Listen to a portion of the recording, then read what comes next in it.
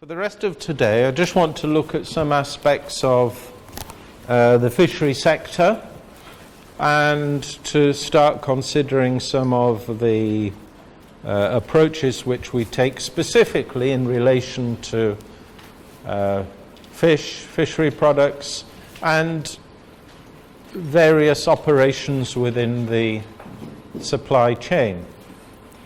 So this is the approach we've taken in the manuals to try to divide the supply chain into sections, to have an operational manual which looks at fishing vessels, one which looks at establishments for landing and processing fish, another which looks at aquaculture, and then to try and look at one or two key aspects such as traceability and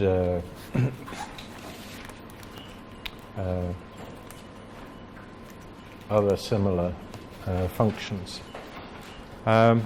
So to start this off, I wanted to spend a short time looking at fishing vessels and how we ensure food safety conditions during fishing. And of course, as with all aspects of food safety, you start off with structural and equipment requirements. And in this manual here, we have some of the guidelines, which, as I said yesterday, this one on ensuring food safety conditions in capture fisheries. There are EU regulations, there are codes of practice. Your own national legislation will also say something, I guess, about food safety conditions on fishing vessels. And the starting point, of course, comes down to the structure and the equipment which you carry on board. And there are certain principles which you can apply to all fishing vessels, whether they're big vessels or small vessels like this one. They have to be designed and constructed so as not to allow contamination. So that means the way in which the vessels are laid out. So we see here, it's not so clear on this one, but this guy, he's a conch fisherman, and I don't know why he's put the shells here and the conch meat here, but this is his fuel tank here. Yeah, so for his outboard motor. So he's got all this conch meat, which is essentially in the same compartment of his vessel as his fuel tank. So he doesn't quite meet this design and construction to prevent contamination. I mean, ideally, this barrier should have been maybe about here, and he puts the meats here and the shells here would have been a better approach. But anyhow, just an example. So the vessel should be particularly equipped to store fishery products in some way which minimizes the risk of them being contaminated. We had a discussion yesterday about the need for ice boxes. And whether you take ice or not, you have to protect the fishery product from sources of contamination. And of course, if you do have an ice box and it has a lid and it's properly sealed and protected and is designed with smooth, impermeable, corrosion-resistant materials such as fiberglass, which are easy to clean and disinfect, then you have at least a chance of ensuring that the fishery products are going to be brought to shore in a safe condition. So looking at the design of the vessels is important. you have to think about sanitary facilities. You know, it's a fact that fishermen will need to go to the toilet at some time during the journey. It's inevitable. And you have to actually consider how that's done. And so, yeah, I mean, I don't know. Who's been to sea? All right, put your hand up if you've been to sea on a fishing boat. You've been to sea on a fishing boat. Yeah, I have as well. So you know what goes on. You know, it's usually, I mean, it's either directly over the side or a bucket and over the side, basically. Yeah. So,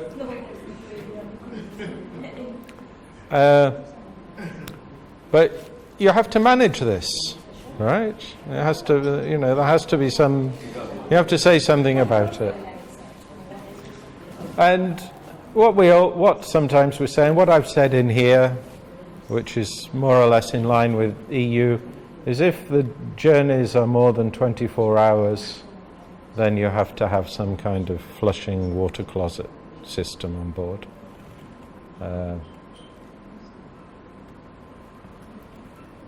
And facility to wash hands. So some rules there about structural and equipment requirements. Of course, if it's a larger vessel, if it's a freezer or a factory vessel, then of course you have various facilities. We generally say that freezers should be able to reduce the temperature to minus 18 degrees. But this is not always feasible if it is a tuna vessel freezing in brine, where the brine minimum temperature is usually, well, it's very difficult to get brine below about minus 12, but mostly at the strengths which are used commercially, your temperature is about minus 9, minus 10. So it shouldn't be any higher than that. But either way, your storage should be at minus 18 or less. We say that cold storage areas should have temperature recording devices. Not enough just to have a thermometer which indicates the temperature. According to the EU requirements, in the EU legislation, it requires a record of the temperature to be kept, to be made and kept.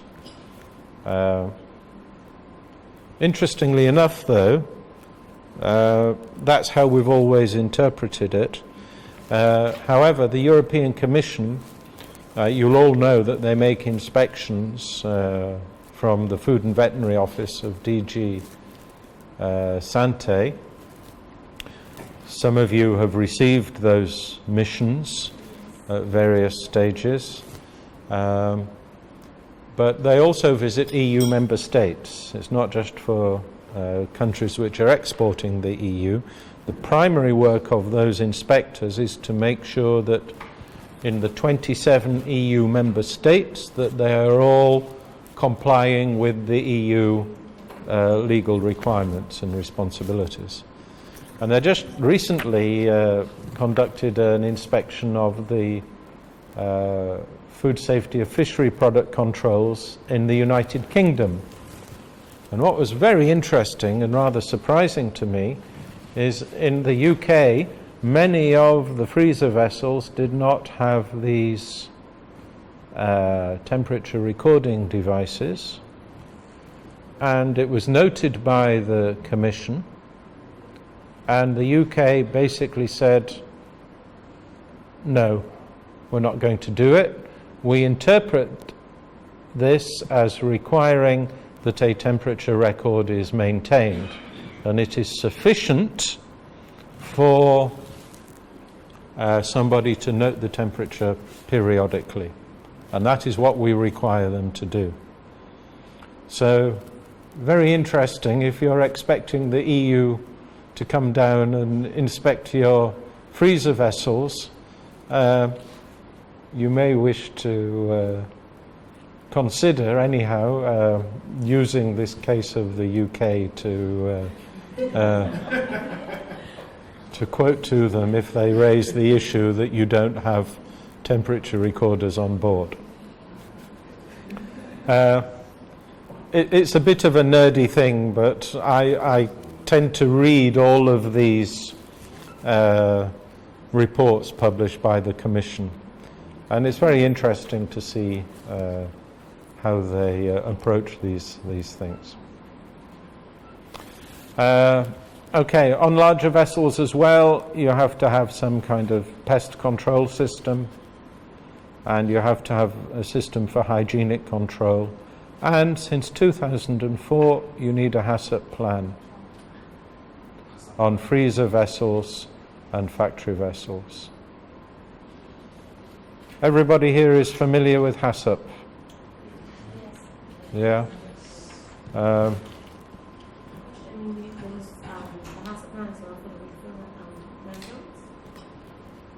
On freezer vessels and factory vessels, but obviously not on vessels like this.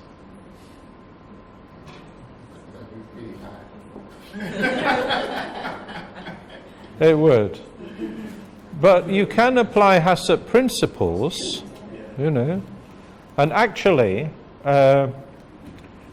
when you read EU law, EU legislation does not require a HACCP plan per se. The wording is such that it requires a system of controls based on HACCP principles. And, you know, that was a compromise in the wording because of the potential impact of requiring small operators and restaurants and shops, all of which are food establishments according to the law, to actually require them all to have formal HACCP plans was considered to be too much of a burden, a regulatory burden on the food sector. And therefore the requirement was softened to say, okay, but you must have some controls based on HACCP principles. Do they still use the term owner's check? Originally, they used to refer to that. They did in the old 91493. Yeah.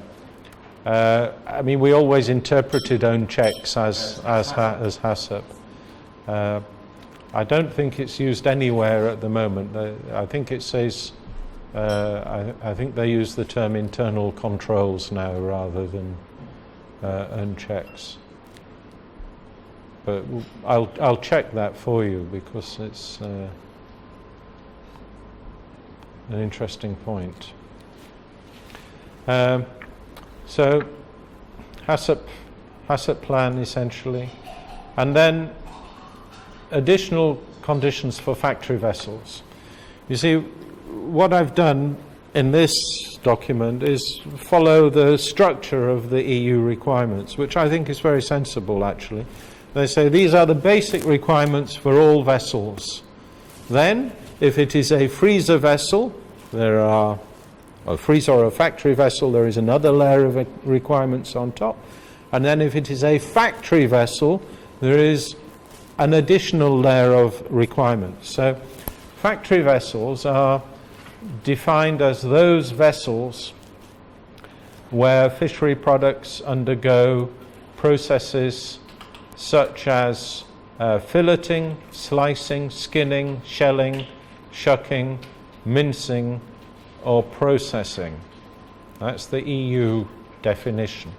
And basically what it's saying is that if there is some cutting or interference in the integrity of the fish or the animal concerned, such that contamination could be introduced into it, then that is considered to be a processing step, and the vessel is defined as a factory vessel. The guy we saw with the small fishing boat removing the pump from He's a factory vessel, isn't he? Yeah, exactly. Interesting point, because he is shucking his products. It's removing them from the shell. And therefore, according to the EU definition, this is a factory vessel. I mean, it's an interesting one. And, okay, there's only one country in the region which is able to export conch to the EU, which is Jamaica. And I don't know if this point has ever been raised by the inspectors. Therefore, these vessels should be considered as factory vessels, even though they're small vessels. Are there not any exceptions? Well, there are, because it says followed by wrapping and packaging, okay? So, providing that there's no packaging involved, and I think this is the get-out clause, you see, the EU definition says, on board which fishery products undergo one or more of the following operations followed by wrapping or packaging, and, if necessary, chilling or freezing. So, providing you shuck but don't pack in any way, so I think that is the saving grace for this guy, that he's not undergoing any packaging, then he can claim that he's not a factory vessel. So, additional conditions for factory vessels: they have to have your hand washing facilities with non-hand operable taps, a system for hygienic disposal of waste, and separate storage for packaging materials. So these are the key differences which distinguish a factory vessel from a processing vessel in terms of, from a freezer vessel in terms of the equipment requirements. Okay. Handling on board, protect from contamination and from the sun or any other sources of heat. Water, which is used on board, and that includes ice, should be either potable water or clean seawater, or if it's a freshwater fishery, clean fresh water. So that for washing of fish which has undergone those activities, including the shucking of gastropod mollusks, right, you have to use potable water. Only potable water can be used on fish which has been sliced, filleted, skinned, cut in some way.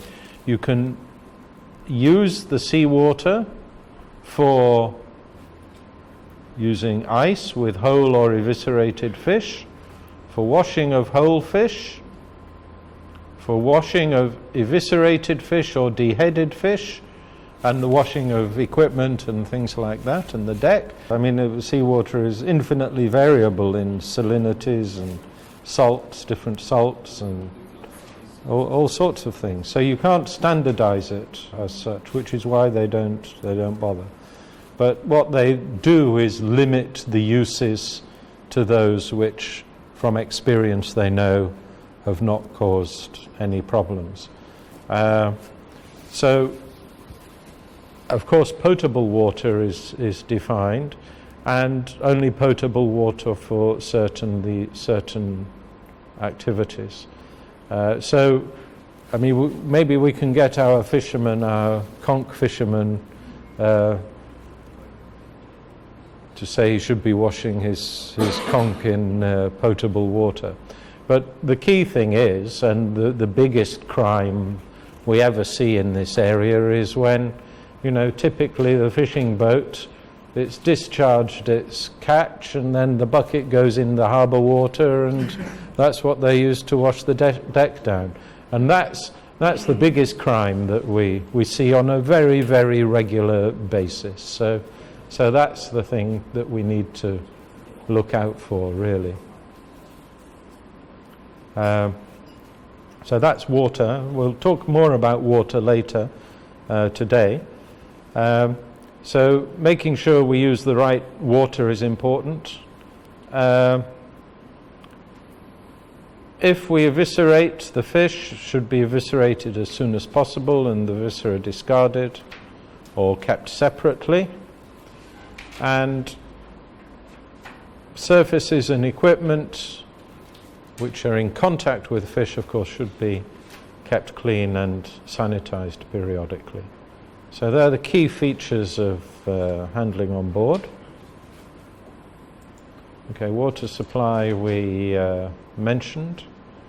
Handling of fish with potential to produce histamine, as we said yesterday, this calls for special additional activities in terms of handling to make sure that if there is going to be an extended period at sea beyond a few hours, that we put sufficient ice or chill the fish in or freeze it in some other way.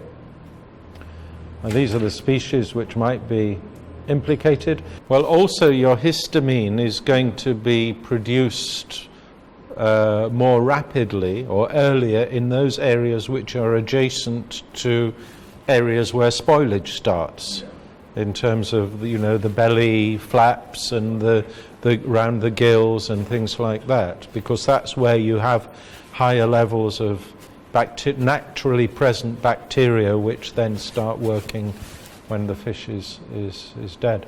But this issue of the flying fish, because I had a look in the literature and I couldn't find any studies, and it is something we need to know because it is an important species in this region, and it would seem to have some similarities to some of the other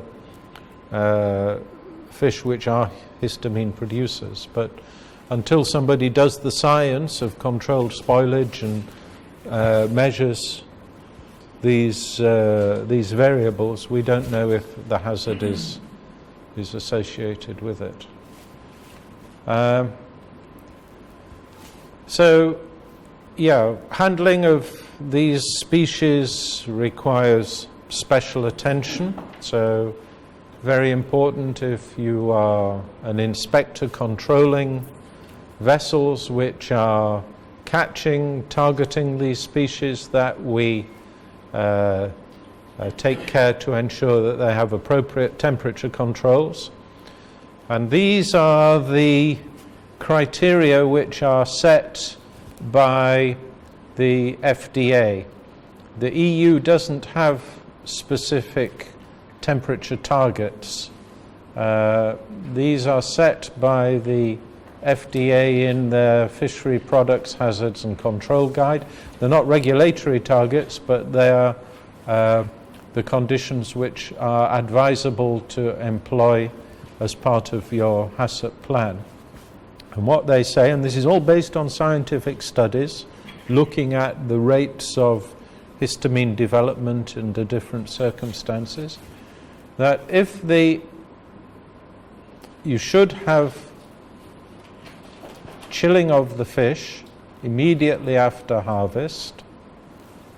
And in other words, we use as evidence of that the fact that they are landed with ice in circumstances where the ambient temperature is more than 28 degrees and the trip is longer than 6 hours. So in other words, if the trip is only 5 hours, then you don't need to take any ice. It's not a requirement. You can get away with it. If the ambient temperature is less than 28 degrees and the trip is 9 hours or longer, you should take ice. So if the temperature is less than 28, you can be at sea for up to 9 hours without ice. But if you catch large tuna, above 10 kilograms, these should be chilled to an internal temperature of 10 degrees or less within 6 hours of death. So these are the conditions which are established as the critical conditions to be applied in a HACCP plan concerning fish which are histamine producers. And that, as inspectors, you should be able to confirm that these conditions are met.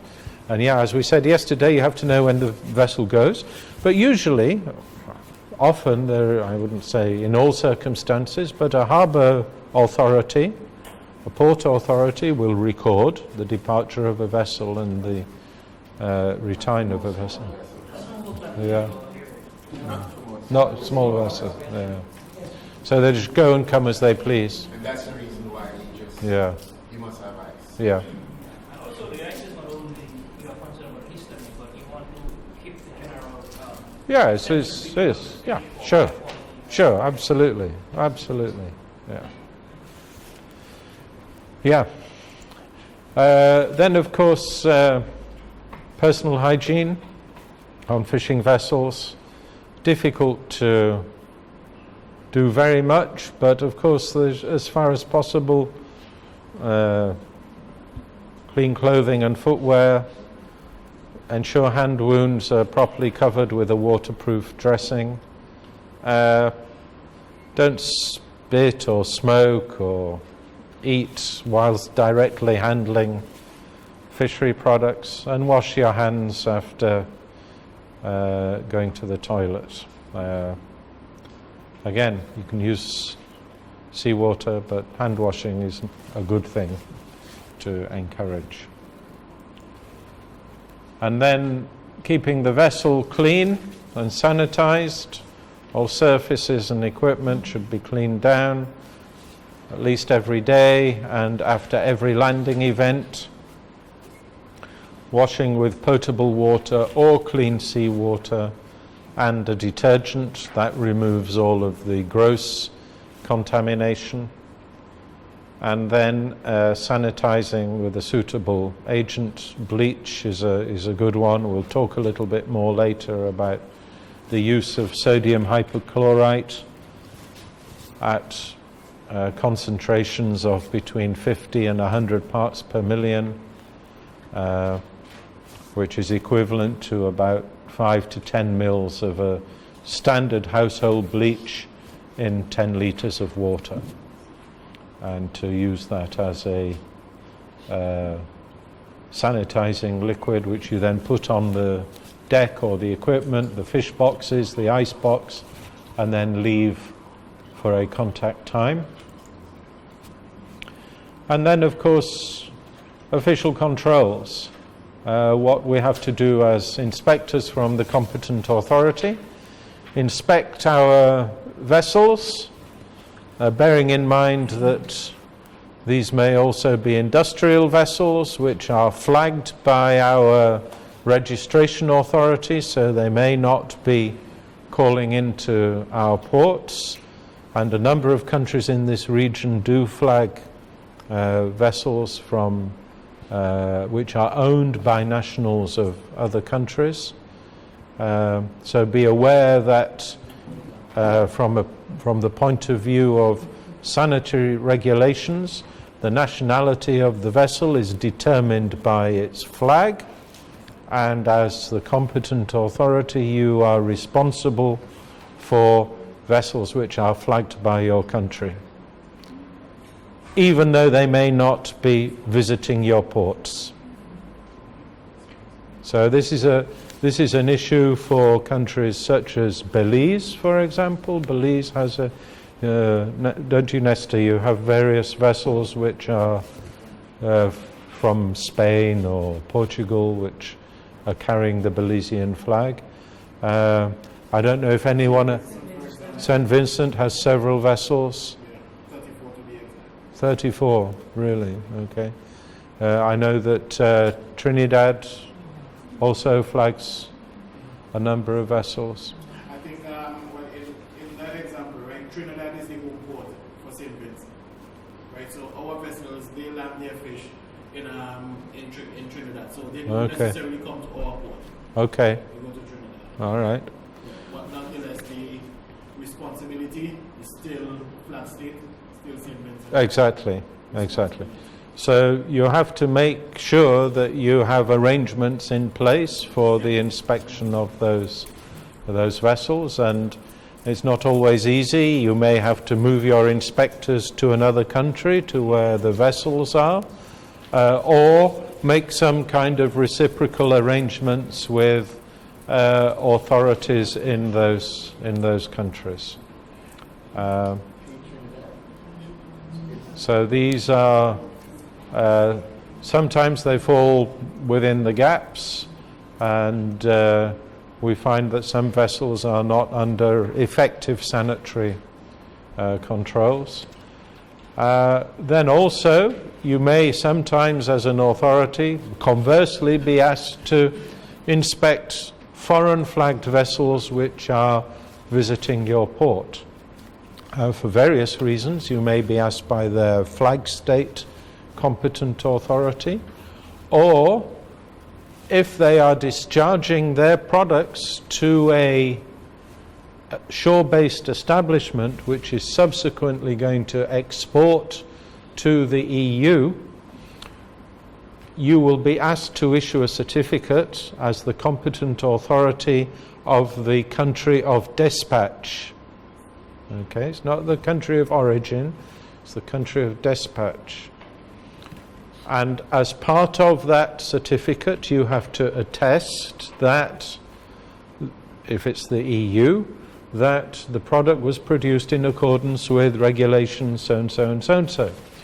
Now, how are you going to check that if the vessel is not one which is flagged to your country? You don't have direct responsibility over that vessel. But if it has discharged in your country, you may wish to inspect it so that you can certify accordingly. Or you may wish to have some communication with the flag state competent authority regarding the conditions on board that vessel. Under the international health regulation, I think it is certain provisions for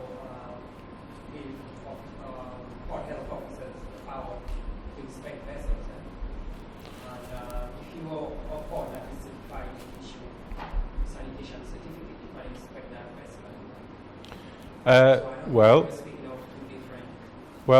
Generally these are port health regulations are to do with generally two things. One is whether there are any disease conditions on board which can transmit to your territory, and also the health and hygiene conditions of the crew. They are separate to the food safety conditions on fishing vessels. Now, depending on how you organize your institutional arrangements, sometimes in some countries you have port health officers are given the job of inspecting the hygiene conditions on board fishing vessels, and that's okay. They're under the supervision of the competent authority. But it's not always the case. Sometimes port health authorities inspect their thing, and sometimes you have your food safety or competent authority inspecting for their conditions. And then just to mention also this other issue, which, since many of you are from fisheries departments, you will be involved also in the IUU certification, which is nothing to do with food safety, but which is designed to ensure that where fishery products are consigned to the European Union, that they have been caught in accordance with the existing rules and obligations applicable to the country which is exporting them to the EU. So there is an additional certification requirement there. And of course this then becomes, it's a parallel certification in many cases, because what we're trying to do with the IUU certification is certify the origin, that the vessel from which it comes is properly licensed, that it is operated in accordance with the rules, that it has made the catch declarations, it's completed the logbook, it's fished with the right gears and fished in the right areas and all of these things. And ensuring that the vessel origin is correct for the IUU certification is often the same set of steps you would want to take to ensure that the sanitary origin of the product was also correctly described on the export certificates. So one of the things that sometimes happens is, if these things are both within the same department, within the fisheries department mandate, you can have both of these kind of certifications integrated using the same data. It becomes more complicated when the competent authority is a food safety body or a Ministry of Health, which has one certification, and another separate certification from the Fisheries Department for the IUU. And in those circumstances, often we see different inspectors boarding a vessel when it's entering port or discharging. One set to look at the sanitary aspects, and then followed by another set to look at the IUU aspects. So where you can, you may be able to find some kind of way of making these processes more efficient by combining these activities. Okay, so that's fishing vessels. Any other questions on that? Okay.